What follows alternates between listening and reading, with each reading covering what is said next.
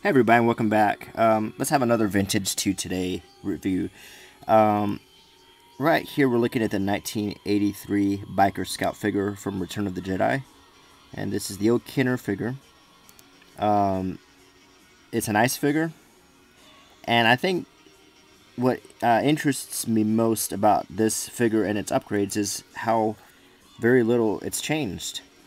Now here is a figure I picked up in, I want to say, 2007 in one of the Vintage Trilogy repacks. And to tell you the truth, this figure is almost the same thing. Articulation-wise, the only difference is it has a swivel torso. Other than that, the exact same articulation. The same old style Kenner articulation. A different paint application, but not much. It's very subtle.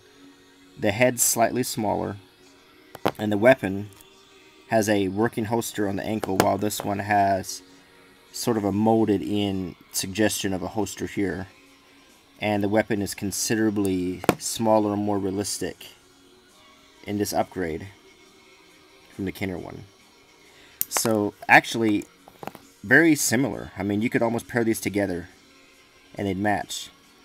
Now let's go ahead and shoot ahead to the Saga Legends Biker Scout, and it's an improvement. Yet once again, we see that there isn't a lot to change with this figure.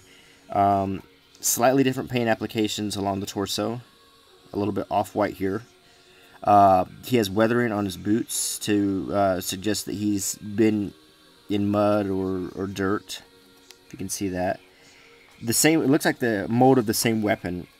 I can tell you the articulation looks better. There's a ball-jointed neck, ball-hinged shoulders, ball-hinged elbows, swivel torso, ball-hinged knees, and even looks like ball-hinged ankles and swivel hips. So the articulation is a high standard.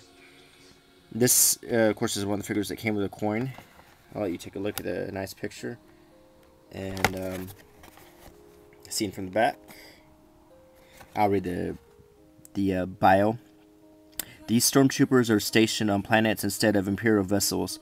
Their lightweight, flexible armor allows them to maneuver the high-velocity speeder bikes that they ride while conducting patrols, or when they're chasing rebel intruders like the ones they encounter on Endor's moon.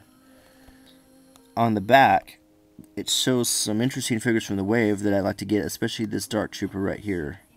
That almost looks like something from Iron Man. And of course, the blasting Boba Fett right here is a pretty cool figure. TC-14. You know, I picked that figure up and put it back, and I don't know why I didn't just buy it. I do have that Imperial officer. I have that astromech droid there.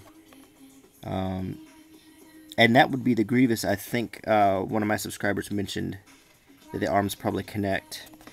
Finally, I wanted to show you this comic pack, which contains an absolute repaint of this figure right here. The one on the left is just a total repaint, and it's called a Storm Commando. And this is a Walmart exclusive X-Wing Rogue Leader comic pack. And on the right, we have General Weir, probably inspired by film director Peter Weir, who directed Harrison Ford and Witness. I wanted to mention when I reviewed my Neimoidian Warrior that it was probably named after Leonard Nimoy. There's a lot of homages in Star Wars. But either way, that's a little off topic. The only difference is this one has a bandolier, a different paint application, and a different head with a removable helmet.